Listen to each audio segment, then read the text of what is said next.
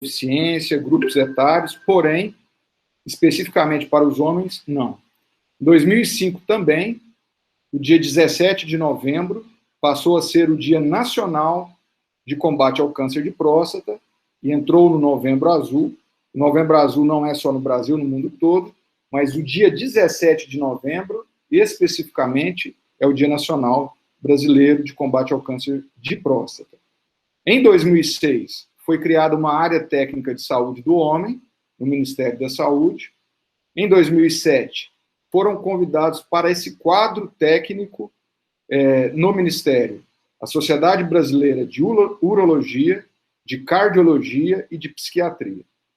Esse dado é de 2007, da época, né, que foi instituída essa política, e é um dado muito interessante, triste, mas interessante.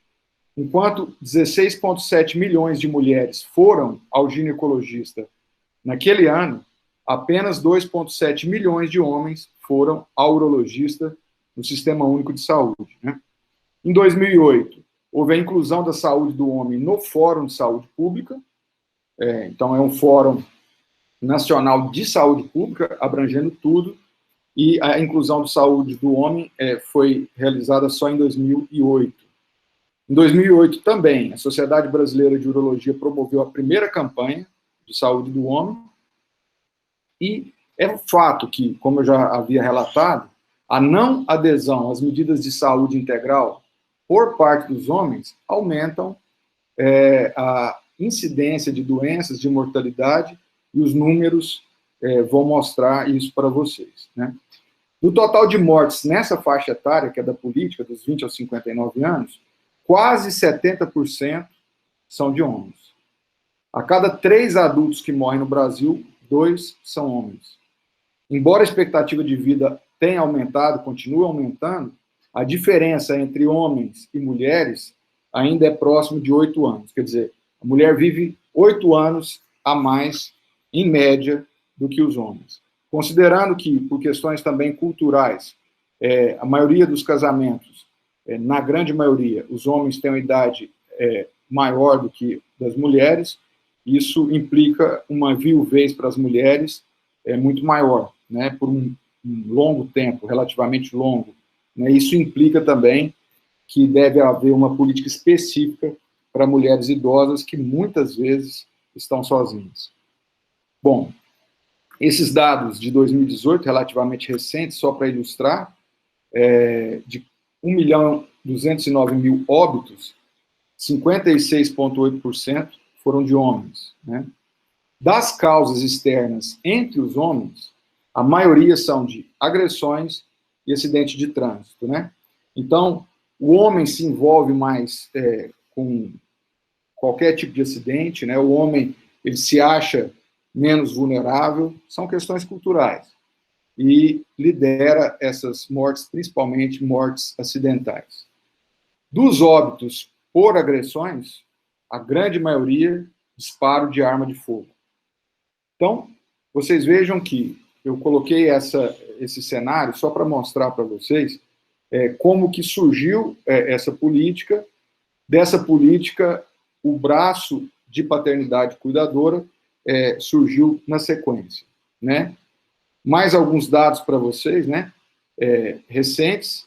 A população masculina de 100,9 milhões, quando nós tínhamos esses dados aqui, que é a população-alvo, né, de 20 a 59 anos, 57,5 milhões, 28% do total, vinha da população masculina, mostrando que essa população-alvo é uma população relativamente grande, alvo dessa política, e está sujeita a várias patologias, vários traumas, e por isso a importância desse tema na saúde pública. Agora, de que homem nós estamos falando, né? Especificamente de algum tipo de homem nessa faixa etária? Não. Todos os homens, né? De todas as classes, do trabalhador, da classe A, B, C, D, independente de orientação sexual, saúde do homem, né? Tudo que envolve a saúde do homem. Infecção sexualmente transmissível, planejamento familiar, prevenção do câncer, principalmente do câncer de próstata, saúde cardiovascular. Então, todas essas áreas são focos da saúde do homem nessa faixa etária, né? E por que o homem ele procura menos o médico? Normalmente, realmente isso é um fato, tanto na saúde pública quanto na saúde privada. Porque existe realmente uma questão cultural em todo o país. Obviamente que há diferenças entre cidades maiores e menores, entre regiões, entre classes sociais, mas isso, de uma maneira geral, faz parte do contexto, do imaginário do homem, né? Então, o homem acha que não adoece. Ele acha que não adoece, que não morre, que não precisa prevenir, né? Que não precisa se cuidar, que ele dá conta, né? Que ele deve procurar só quando tiver alguma coisa mesmo. Então, é muito comum você ouvir do homem, né? Quem procura acha, por isso que eu não vou, eu estou bem, não estou sentindo nada.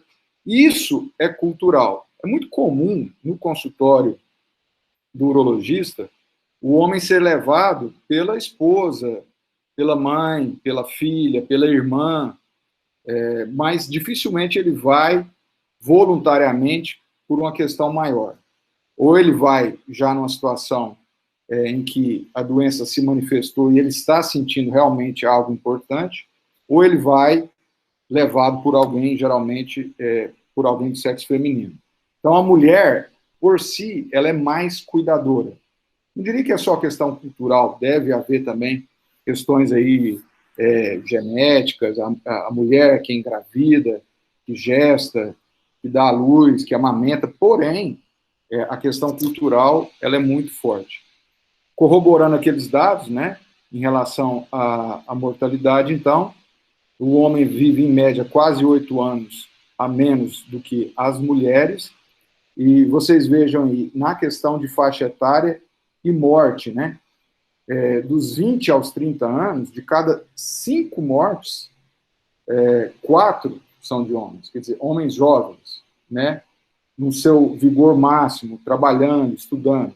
Dos 20 aos 59 anos, que é a faixa etária da população, 2/3 são de homens, né? Tem a morbidade maior, o homem durante toda a vida, pelas questões de saúde, por não procurar, né? Doenças cardiovasculares, doenças mentais, o próprio câncer, dislipidemia, hipertensão. Em relação a doenças mentais, a depressão, muito prevalente na mulher, mas também muito prevalente no homem. E em relação ao suicídio, também temos uma campanha de prevenção, um mês para a prevenção do suicídio. As mulheres tentam mais o suicídio, mas os homens são mais eficientes quando tentam. Então, os homens morrem mais também por suicídio, né? Então, por acidentes, assassinato, acidente de moto, suicídio, em todos os aspectos, o homem tem uma morbidade, uma mortalidade maior do que a mulher. Então, esse imaginário, né, ele é um imaginário frágil, né, pueril, infantil, de que o homem é todo poderoso, ele consegue, ele não precisa. Os dados mostram que é muito pelo contrário, né? O homem é muito mais frágil, se mostra muito mais frágil, principalmente pelas questões culturais que o levam a isso, né? Existem várias barreiras que explicam isso, a gente já falou um pouco, barreiras socioculturais, institucionais, né? E a gente pode ainda subdividir. Estereótipo de gênero, como já falamos, quer dizer, criação, o menino é criado diferente, ele tem que conseguir, ele não pode chorar, ele não pode apanhar, se ele sofrer alguma agressão, ele tem que revidar. Isso é ensinado até hoje, em todas as classes, né? A questão do pensamento mágico, né? De que nada vai acontecer, de que tudo é conversa, que não existe. O papel de provedor é muito importante, e aí tem um aspecto social, né? Porque realmente não existe um programa que facilite esse homem que trabalha, que é funcionário, que tem sua carteira assinada e que não pode sair quando ele quer para procurar ou fazer uma visita médica. Então, isso também dificulta realmente de que ele vá no médico. Então, esse aspecto de provedor, né? o papel de que ele tem que cuidar, né, que se alguém adoecer, ele tem que estar forte, ele não pode perder o emprego. Então, por isso, ele não deve nunca deixar de trabalhar e fazer tudo que faz, simplesmente largar para ir se cuidar e ir no médico, e não é só ir na consulta, tem que fazer exame, tem que retornar. Então, ele acaba deixando isso de lado, né?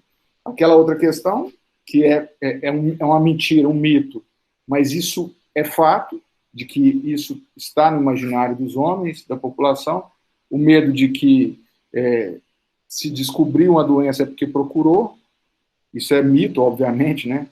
Se procura e acha é porque tem, se não tem, não acha, obviamente. Porém, isso está arraigado na mente, principalmente do homem, né?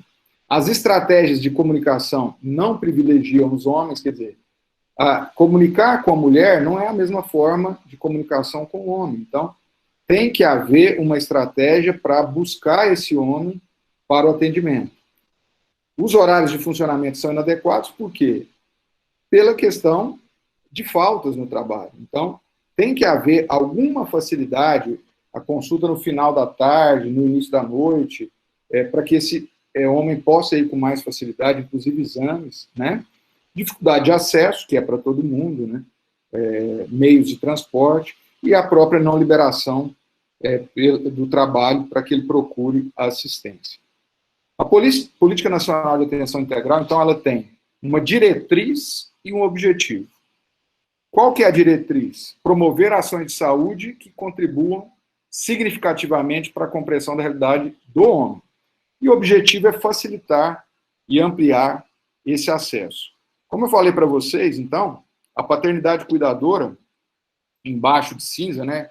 Desculpem que ele não está com a imagem boa, a resolução não está boa nesse slide, mas ela é um dos braços da Política Nacional de Atenção Integral à Saúde do Homem. Então, paternidade e cuidado é um braço, prevenção de violências e acidentes, outro, acesso e acolhimento, outro, doenças prevalentes na população masculina, todas as doenças prevalentes, e saúde sexual, saúde reprodutiva.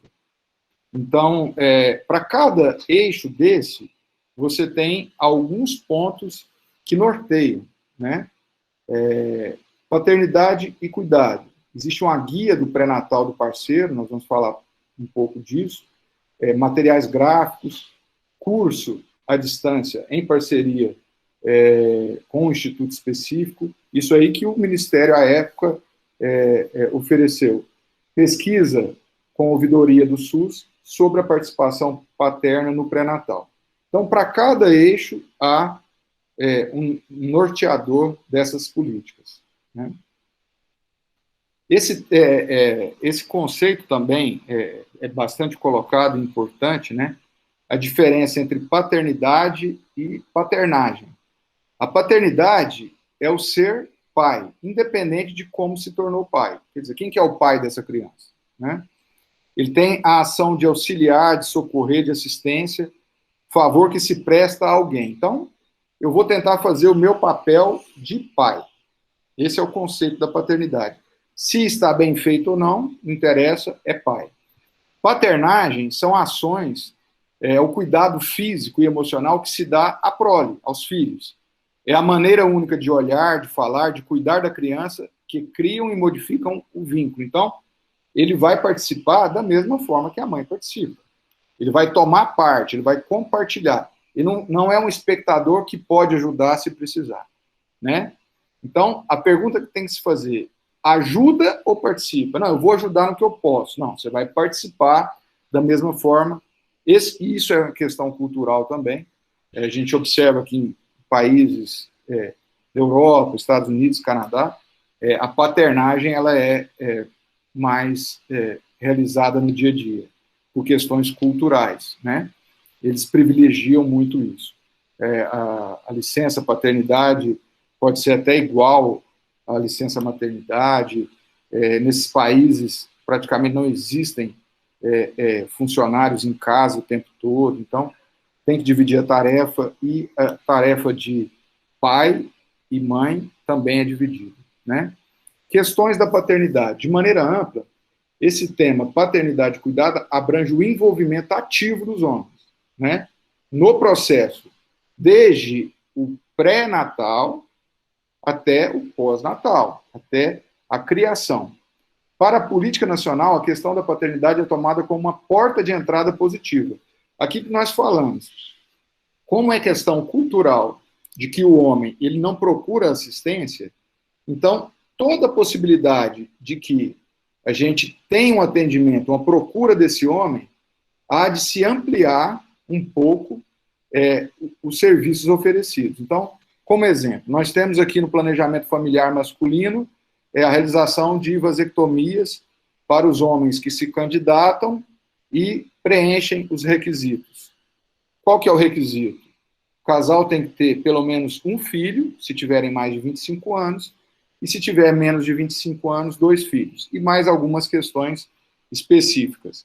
Bom, poderia simplesmente fazer a consulta e mais nada, direcionada para a vasectomia. Porém, é uma porta de entrada e ela tem que ser positiva. Então, nós oferecemos lá sorologias, o teste do PSA para homens acima de 40 anos, um rastreamento básico, se esse paciente tiver um histórico de hipertensão, dislipidemia, obesidade, para o encaminhamento, porque o homem não vai. Então, se ele vai naquele momento, isso tem que ser ampliado.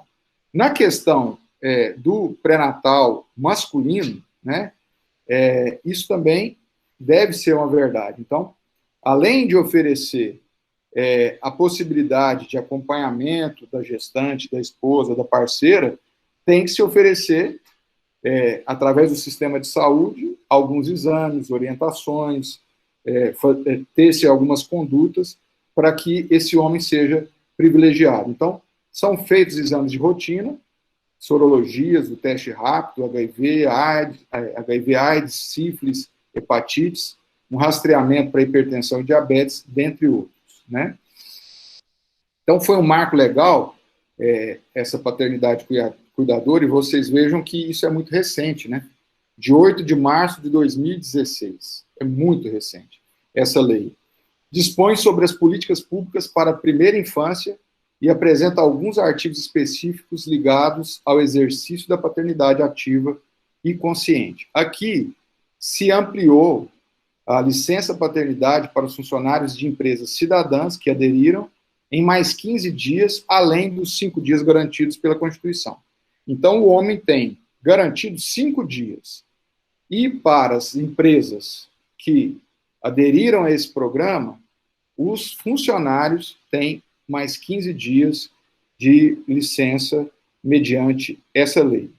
Então, através da lei também será garantida ao empregado da pessoa jurídica que aderir ao programa, né? Programa que é oferecido, essa parceria para todas as empresas, cidadãs, no caso, desde que o empregado a requeira no prazo de 2 dias úteis após o parto, e comprove a participação em um programa ou atividade de orientação sobre a paternidade responsável. Então, só é concedido se o homem comprovar, né, que participou do programa público de pré-natal masculino, de paternidade cuidadora. Uma coisa tem que linkar com a outra, amarrar a outra, sempre objetivando de que a gente consiga acessar esse homem na saúde pública. Paternidade e cuidado, né? Ao pai é garantido 2 dias para acompanhar consultas médicas e exames complementares durante o período de gravidez de sua esposa ou companheira. É garantido 1 dia por ano para acompanhar o filho de até 6 anos em consulta médica. Parece muito pouco, e realmente é muito pouco, porém é algo, né? Não existia nada, basicamente nada, não existia nem política, né? Então, essa discussão começou em 2008, é muito recente, né? São 12 anos, muito recente. A gestante e a parturiente têm direito a um acompanhante de sua preferência durante o período pré-natal, trabalho de parto e pós-parto imediato, e pode ser o companheiro. Então, o homem ele pode participar no pré-parto, no parto e no pós-parto imediato. Então, isso realmente foi uma inovação. Aqui um detalhe sobre empresa cidadã, esses slides vão ser disponibilizados para vocês, questão de legislação apenas. Aqui, para curiosidade, licença paternidade em outros países, né? Na Argentina, 2 dias também, com remuneração. Uruguai, 3 meses. Suécia, 3 meses. Canadá, 8 meses para o casal, que pode dividir como quiser. Quer dizer, é dado 8 meses para os dois. Se a mulher quiser ficar 8 meses, ele não vai ficar nada. Se ele ficar 1, ela fica 7. Né? Porém, a remuneração é de 55%. No Japão, de 1 ano para o casal também, que pode dividir, e a remuneração é de 60%. É bastante interessante isso, né? Na Alemanha, de 12 e 14 meses, com remuneração de 67%, ou até 3 anos, sem nenhuma remuneração. Vocês vejam que nos países desenvolvidos, Europa, Japão, Canadá, o tempo é bem maior. E país vizinho nosso aqui, Uruguai, 3 meses com remuneração total. Essa foi uma pesquisa de saúde feita no Brasil, em vários estados. Eu vou colocar aqui só um perfil também, um panorama, desculpe, vocês vão ter acesso aos diapositivos, para avaliar como que é o acesso e quem acessa, né, realmente a saúde pública no Brasil, dos homens. No Brasil, como perfil, 44% dos homens que procuram assistência têm entre 30 e 39 anos, 34% nível médio, 67,3% tem uma renda familiar entre 1 e 2 salários, 51,9% cor parda e praticamente 50% casado. E foi perguntado a esse homem, né? Foi feita uma pergunta nessa pesquisa. O senhor costuma ir ao posto de saúde, UPA, hospital público? Pelo menos 1/3 dizendo que não. 1/3 dizem não nessa pergunta que foi feita nessa pesquisa do Ministério. Desde 85, a OMS recomenda que a mulher tenha um acompanhante no parto, tendo como base pesquisas científicas. Então, a professora Giselda, a professora Fernanda podem corroborar isso, né? Isso para a mulher, quando ela tem esse acompanhamento, isso pode diminuir tempo de trabalho de parto, elas ficam com maior sentimento de confiança, menor necessidade de analgesia, de procedimento cirúrgico, menor taxa de dor, aumenta mais os índices de amamentação, melhor vínculo com a criança e maior satisfação. Então, se o homem puder participar, seria importante, além de prevenir contra a violência obstétrica. Chamamos a estratégia de pré-natal do parceiro quando se aproveita, então, só reforçando, a presença daquele homem que acompanha a consulta da mulher. Como que é feito aqui em Catalão, e a professora Giselda, que faz parte desse programa e coordena também, pode complementar para a gente. Dificilmente o homem vai na consulta. Não é impossível, obviamente, mas não é uma rotina. Mas quando ele não vai, é oferecido e solicitado que a mulher leve um pedido de exames, por exemplo, sorologia, colesterol, infrações, glicemia, para homens acima de 40, 45 anos, o PSA, o homem colhe o sangue, mesmo que ele não volte para pegar esse resultado retorna para o médico assistente, e se tiver alguma alteração, comunica a esposa desse paciente. Então, não é o ideal, mas é uma forma que se tem de ter uma entrada, pelo menos algum acesso a algum dado de saúde do homem, né? Qual seria o ideal? Então, o ideal nós não temos, eu não tenho esse dado, mas certamente no Brasil todo, pouquíssimos devem ser os serviços que conseguem fazer esse fluxo do pré-natal do homem, né? Se para a mulher não é fácil que a gente tenha uma adesão correta, que a mulher programe a gravidez, inicie alguma medicação antes, o ácido fólico antes, é orientada antes, durante a gravidez faz o pré-natal com os exames mínimos na época correta, você imagina para o homem, né? Então, vamos colocar aqui o ideal, que é preconizado, né? Então, na unidade básica de saúde, há um acolhimento do casal, então, seria o acolhimento da gestante e do parceiro, uma consulta médica ou de enfermagem, né? Isso entendendo que talvez nem tenha confirmação de gravidez. Entrega de um teste rápido de gravidez quando não tem, né? E estando grávida ou tendo o resultado positivo, uma vinculação na rotina do pré-natal. Não só a mulher, mas também o homem. Esse seria o ideal.